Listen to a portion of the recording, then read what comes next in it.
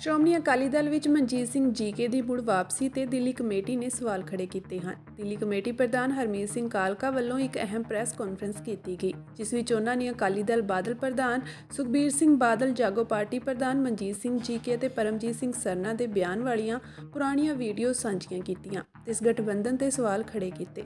ਉਹਨਾਂ ਦਾ ਕਹਿਣਾ ਹੈ ਕਿ ਬਾਦਲ ਦਲ ਵਿੱਚ ਮਨਜੀਤ ਸਿੰਘ ਜੀਕੇ ਦਾ ਸ਼ਾਮਿਲ ਹੋਣਾ ਕੌਮ ਨੂੰ ਇਕਜੁੱਟ ਕਰਨਾ ਨਹੀਂ ਬਲਕਿ ਨਿੱਜੀ ਲਾਭ ਲਈ ਗਠਬੰਧਨ ਹੋਇਆ ਹੈ। ਉਹਨਾਂ ਕਿਹਾ ਕਿ ਸੁਖਬੀਰ ਬਾਦਲ ਨੇ ਸ਼੍ਰੀ ਅਕਾਲ ਤਖਤ ਸਾਹਿਬ ਤੇ ਮੁਆਫੀ ਮੰਗੀ ਤੇ ਆਪ ਹੀ ਆਪਣੇ ਆਪ ਨੂੰ ਮਾਫ ਵੀ ਕਰ ਲਿਆ। ਉਹਨਾਂ ਕਿਹਾ ਕਿ ਉਹ ਦਿੱਲੀ ਦੀ ਸੰਗਤ ਦੀਆਂ ਅੱਖਾਂ ਤੇ ਇਸ ਢੰਗ ਨਾਲ ਪਰਦਾ ਪਾਉਣ 'ਚ ਕਦੇ ਸਫਲ ਨਹੀਂ ਹੋਣਗੇ। ਕਰਨ ਤੋਂ ਪਹਿਲਾਂ ਆਪਣੀ ਗੱਲ ਕਰਨ ਤੋਂ ਪਹਿਲਾਂ ਚੰਦ ਵੀਡੀਓ ਦੀ ਕਲਿੱਪਸ ਤੁਹਾਡੇ ਲੋਕਾਂ ਨਾਲ ਸਾਂਝੀ ਕਰਨਾ ਚਾਹੁੰਦਾ ਔਰ ਉਸ ਤੋਂ ਬਾਅਦ ਸਾਰੀ ਗੱਲ ਤੁਹਾਡੇ ਅੱਗੇ ਰੱਖਾਂਗੇ, ਕਿਉਂਕਿ ਪਹਿਲਾਂ ਤਾਂ ਮੈਂ ਅੱਜ ਪ੍ਰੈਸ ਕਾਨਫਰੰਸ ਕਰਨਾ ਚਾਹੁੰਦਾ ਨਹੀਂ ਸੀ, ਕਿਉਂਕਿ ਕੱਲ ਜਿਹੜਾ ਦਿੱਲੀ ਦੇ ਵਿੱਚ ਇੱਕ ਮਾਹੌਲ ਬਣਾਇਆ ਗਿਆ, ਸ਼ਹੀਦੀ ਦਿਹਾੜੇ ਚੱਲ ਰਹੇ ਸੀ, ਇਸ ਕਰਕੇ ਅਸੀਂ ਨਹੀਂ ਚਾਹੁੰਦੇ ਸੀ ਕਿ ਇਹੋ ਜਿਹੇ ਕੋਈ ਕੰਮ ਕਰੀਏ। ਮਗਰ ਜਿਸ ਤਰੀਕੇ ਦੇ ਨਾਲ ਕੱਲ ਮੀਡੀਆ ਦੇ ਭਰਾਵਾਂ ਦੇ ਸਵਾਲ ਆਏ, ਜਿਹੜੇ ਗਠਬੰਧਨ ਦੀਆਂ ਗੱਲਾਂ ਹੋਈਆਂ, ਉਸ ਕਰਕੇ ਅੱਜ ਇਹ ਪ੍ਰੈਸ ਕਾਨਫਰੰਸ ਰੱਖਣੀ ਪਈ। ਔਰ ਮੈਂ ਆਪਣੀ ਗੱਲ ਸ਼ੁਰੂ ਕਰਨ ਤੋਂ ਪਹਿਲੇ ਚਾਹਾਂਗਾ ਕਿ ਚੰਦ ਕਲਿੱਪਾਂ ਉਹਨਾਂ ਲੋਕਾਂ ਦੀਆਂ ਜਿਨ੍ਹਾਂ ਨੇ ਪਿਛਲੇ 25 ਸਾਲਾਂ ਤੋਂ ਦਿੱਲੀ ਦੀ ਸੰਗਤ ਨੂੰ ਜਿਸ ਤਰੀਕੇ ਦੇ ਨਾਲ ਗੁੰਮਰਾਹ ਕੀਤਾ, ਉਹਨਾਂ ਬਾਰੇ ਪਹਿਲੇ ਮੈਂ ਕਹਾਂਗਾ ਕਿ ਇਹ ਚਲਾਈ ਜਾਣ। ਯਾਰ ਅੱਗੇ ਆ ਜਾਣ। ਮਨਜੀਤ ਜੀਕੇ ਕੌਣ ਹੈ? ਜਿਹਨੂੰ ਲੋਕਲ ਦਿੱਲੀ ਕੋਰਟ ਨੇ ਦਿੱਲੀ ਗੁਰਦੁਆਰਾ ਪ੍ਰਬੰਧਕ ਕਮੇਟੀ ਦੇ ਗੁਰੂ ਦੇ ਗੋਲਕ ਬੰਗਲਾ ਸਾਹਿਬ ਦੇ ਗੋਲਕ ਤੋਂ ਤਕਰੀਬਨ 10 ਕਰੋੜ ਰੁਪਇਆ ਕੱਢਿਆ ਤੇ ਉਹਨੇ ਆਪਣੇ ਨਿੱਜੀ ਵਰਤਿਆ, ਉਥੋਂ ਦੀ ਜਾਇਦਾਦਾਂ ਆਪਣੇ ਨਾਲ ਕਰਾਈਆਂ ਤੇ ਕੋਰਟ ਨੇ ਉਹਦੇ ਤੇ ਪਰਚਾ ਕੀਤਾ ਤੇ ਕੋਰਟ ਨੇ ਹੁਣ ਜ਼ਮਾਨਤ ਤੇ ਹੈ। ਇਹਨਾਂ ਨੇ ਟੋਟਲ ਆਪਣੇ ਪਰਿਵਾਰ ਵਾਸਤੇ ਅਕਾਲੀ ਦਲ ਨੂੰ ਵਰਤਿਆ, ਭਾਵੇਂ ਐਸਜੀਪੀਸੀ ਨੂੰ ਵਰਤਿਆ, ਭਾਵੇਂ ਅਕਾਲ ਤਖਤ ਸਾਹਿਬ ਨੂੰ ਵਰਤਿਆ, ਭਾਵੇਂ ਪਾਰਟੀ ਨੂੰ ਵਰਤਿਆ। ਅੱਜ ਲੋਕੀ ਇਹਨਾਂ ਤੋਂ ਦੂਰ ਹੋ ਚੁੱਕੇ ਨੇ। ਆ ਤੁਹਾਡੇ ਕੋਲ ਪੰਜਾਬੀ ਨੇ, ਨਾ ਤੁਹਾਡੇ ਕੋਲ ਸਿੱਖ ਨੇ। ਤੁਸੀਂ ਹਰਿਆਣਾ ਹਾਰ ਗਏ, ਪੰਜਾਬ ਹਾਰ ਗਏ, ਦਿੱਲੀ ਹਾਰ ਗਏ।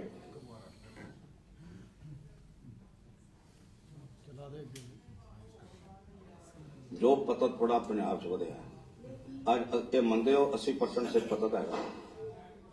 ਹਾਂਜੀ, ਅੱਜ ਇਹ ਮੰਨਦੇ ਹੋ 80% ਉਹਦਾ ਨਾਂ ਕੀ ਹੈ, ਸ਼ਰਾਬੀ। ਸ਼ਰਾਬ ਤੇ ਛੋਟੀ ਗੱਲ ਹੋ ਗਈ, ਅਫੀਮ, ਚਿੱਟਾ, ਕਾਲਾ, ਪੀਲਾ ਦੇ ਆਦੀ ਹੋ ਗਏ ਨੇ। ਤੁਸੀਂ ਸਮਝਦੇ ਹੋ ਪੰਜਾਬ ਦੀ ਜਵਾਨੀ ਖਤਮ ਹੋ ਚੁੱਕੀ ਹੈ। ਕੌਣ ਕਰਨ ਵਾਲਾ ਹੈ? ਜਦ ਦਾ ਪੰਜਾਬੀ ਸੂਬਾ ਬਣਿਆ ਉਸ ਦੇ ਵਿੱਚੋਂ ਅੱਜ 34 ਤੇ 51 ਸਾਲਾਂ ਚੋਂ 28 ਸਾਲ ਅਕਾਲੀਆਂ ਨੇ ਰਾਜ ਕੀਤਾ ਹੈ।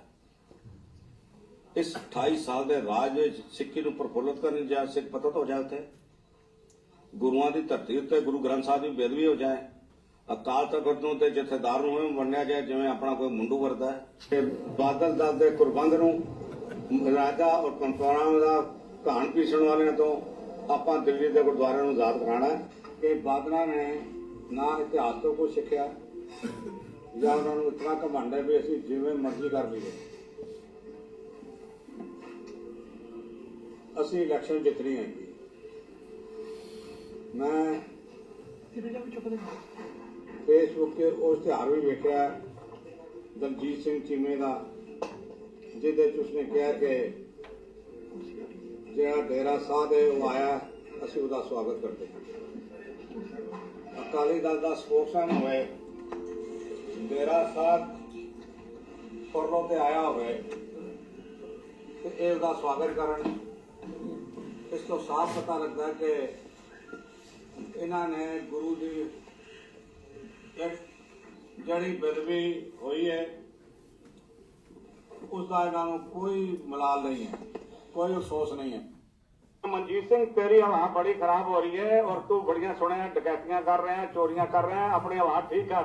कहना की सरदार जी 50-100 बंदियां की गल हैगी, संगत मेरे नाल है, मैं जो मर्जी करा। सो हुण वक्त जिहड़ा हैगा पूरा हो चुका है।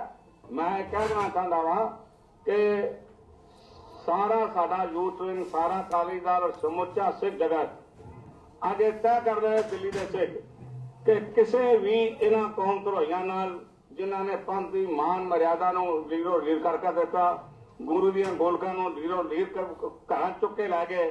ਅੱਜ ਵਰਦੀਆਂ ਨਹੀਂ ਹੈਗੀਆਂ ਇਹਨਾਂ ਕੋਲ, ਤਨਖਾਹਾਂ ਨਹੀਂ ਹੈਗੀਆਂ ਇਹਨਾਂ ਕੋਲ, ਨਾ ਸਕੂਲਾਂ 'ਚ ਤਨਖਾਹਾਂ, ਨਾ ਸੇਵਾਦਾਰਾਂ ਦੀਆਂ ਤਨਖਾਹਾਂ। ਔਰ ਇੱਥੋਂ ਤੱਕ ਮੈਨੂੰ ਪਤਾ ਲੱਗਾ ਕਿ ਇੱਕ ਗ੍ਰੰਥੀ ਕੋਲੋਂ ਇਹਨਾਂ ਨੇ 15-15 ਲੱਖ ਰੁਪਏ ਦੀ ਭਰਤੀ ਕੀਤੀ ਹੈ। ਇੱਕ ਰਾਗੀ ਸਿੰਘ ਕੋਲੋਂ 5-5 ਲੱਖ ਰੁਪਏ ਕੇ ਇਹਨਾਂ ਨੇ ਭਰਤੀ ਕੀਤੇ ਹਨ। 2015 ਦੇ ਵਿੱਚ 13, 14, 15 ਤਿੰਨਾਂ ਸਾਲਾਂ ਦੇ ਵਿੱਚ ਪਹਿਲੇ ਆਈ ਸੀ ਕਿ ਅਗਨ ਭੇਜ ਕੁਝ ਸ਼ੁਰੂ ਹੋਏ ਨੇ, ਫਿਰ ਆਇਆ 327 ਸ਼ੁਰੂ ਹੋ ਗਏ। ਜੈਦਰ ਅਕਾਲ ਤਖਤ ਸਾਹਿਬ ਨੇ ਕਮੇਟੀ ਬਣਾਈ ਔਰ ਉਸ ਤੋਂ ਬਾਅਦ ਆ ਗਿਆ ਕਿ 327 ਨਹੀਂ 453 ਸ਼ੁਰੂ ਹੋ ਗਏ। ਮੈਨੂੰ ਨਹੀਂ ਪਤਾ ਇਹਨਾਂ ਦੀ ਗਿਣਤੀ ਹਜ਼ਾਰਾਂ ਚਲੇ ਜਾਵੇ। ਤੁਸੀਂ 453 ਸ਼ੁਰੂ ਤੋਂ ਮੂੰਹ ਮੰਨ ਗਏ, ਹੋਰ ਪਤਾ ਨਹੀਂ ਕਿੰਨੇ ਹੈ।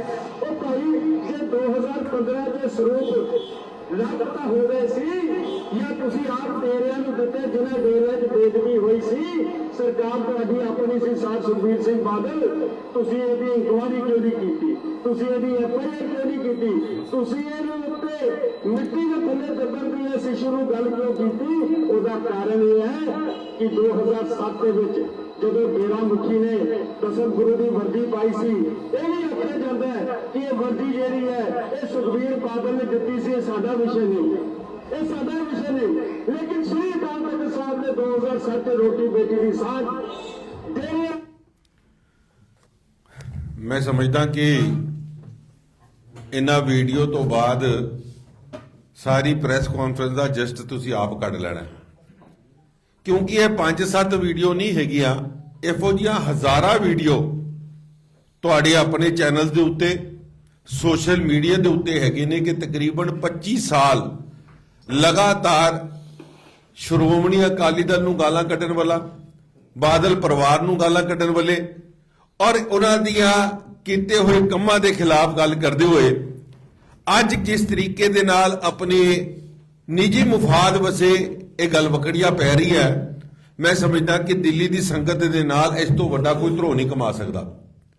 ਸਰਦਾਰ ਪਰਮਜੀਤ ਸਿੰਘ ਸਰਨਾ ਦੀਆਂ ਤੁਸੀਂ ਹੁਣੇ ਵੀਡੀਓਆਂ ਸੁਣੀਆਂ, ਸਰਦਾਰ ਮਨਜੀਤ ਸਿੰਘ ਜੀਕੇ ਦੀ ਵੀਡੀਓ ਸੁਣੀ ਔਰ ਸਰਦਾਰ ਸੁਖਬੀਰ ਸਿੰਘ ਬਾਦਲ ਦੀ ਵੀ ਵੀਡੀਓ ਸੁਣ ਲਈ ਹੈ ਕਿ ਇੱਕ ਦੂਜੇ ਦੇ ਉੱਤੇ ਕਿਹੋ ਜਿਹੇ ਘਿਨੌਣੇ ਇਲਜ਼ਾਮ ਲੱਗੇ ਆ। ਇੱਕ ਬੰਦਾ ਸਰਦਾਰ ਸੁਖਬੀਰ ਸਿੰਘ ਬਾਦਲ ਇਹ ਗੋਲਕ ਦਾ ਚੋਰ ਕਹਿ ਰਹੇ ਆ ਸਰਦਾਰ ਮਨਜੀਤ ਸਿੰਘ ਜੀਕੇ ਨੂੰ, ਸਰਦਾਰ ਪਰਮਜੀਤ ਸਿੰਘ ਸਰਨਾ ਗੋਲਕ ਦਾ ਚੋਰ ਕਹਿ ਰਿਹਾ ਮਨਜੀਤ ਸਿੰਘ ਜੀਕੇ ਨੂੰ। ਮਨਜੀਤ ਸਿੰਘ ਜੀਕੇ ਗੁਰੂ ਗ੍ਰੰਥ ਸਾਹਿਬ ਮਹਾਰਾਜ ਦੇ ਸਰੂਪਾਂ ਦੀ ਜ਼ਿੰਮੇਵਾਰੀ ਆ ਅਕਾਲੀ ਦਲ ਦੇ ਪ੍ਰਧਾਨ ਦੇ ਉੱਤੇ ਲਾ ਰਿਹਾ। ਇਹ ਲਗਾਤਾਰ ਇੱਕ ਦੂਜੇ ਦੇ ਉੱਤੇ ਬਿਆਨਬਾਜ਼ੀਆਂ ਕਰਦੇ ਹੋਏ ਆਪਣੀ ਰਾਜਨੀਤੀਆਂ ਰੋਟੀਆਂ ਸੇਕਦੇ ਰਹੇ ਲੋਕ। ਔਰ ਕੱਲ ਜਿਸ ਵਕਤ ਇਹਨਾਂ ਨੇ ਆਪਸ ਦੇ ਵਿੱਚ ਗੱਲ ਵਖੜੀ ਪਾਉਣ ਦੀ ਗੱਲ ਕੀਤੀ ਹੈ, ਸਾਨੂੰ ਕੋਈ ਹੈਰਾਨੀ ਦੀ ਗੱਲ ਨਹੀਂ ਹੈ।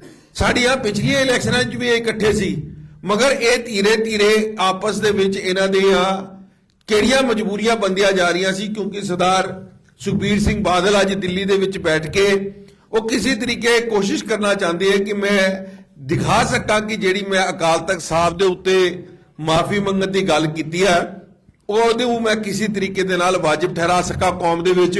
ਔਰ ਉਹਦਾ ਸਭ ਤੋਂ ਪਹਿਲੇ ਸਭ ਤੋਂ ਕਮਜ਼ੋਰ ਕੜੀ ਜਿਹੜੀ ਮੈਂ ਸਮਝਦਾ ਉਹ ਸਰਦਾਰ ਮਨਜੀਤ ਸਿੰਘ ਜੀਕੇ ਨੂੰ ਉਹਨਾਂ ਨੇ ਆਪਣੇ ਨਾਲ ਮਿਲਾਉਣ ਦੀ ਗੱਲ ਕੀਤੀ ਹੈ। ਸਰਦਾਰ ਮਨਜੀਤ ਸਿੰਘ ਜੀਕੇ ਆਪਣੀ ਇਸ ਇਕੱਤਰਤਾ ਦੇ ਵਿੱਚ ਜਿਸ ਤਰੀਕੇ ਦੇ ਨਾਲ ਤਾਰੀਫਾਂ ਦੇ ਪੁੱਲ ਬਣ ਰਹੇ ਆ ਔਰ ਸਰਦਾਰ ਪਰਮਜੀਤ ਸਿੰਘ ਸਰਨਾ ਜਿਸ ਤਰੀਕੇ ਦੇ ਨਾਲ ਗੱਲ ਕਰ ਰਹੇ ਆ ਕਿ ਅੱਜ ਕੌਮ ਨੂੰ ਇਕੱਠੇ ਹੋਣ ਦੀ ਲੋੜ ਹੈ।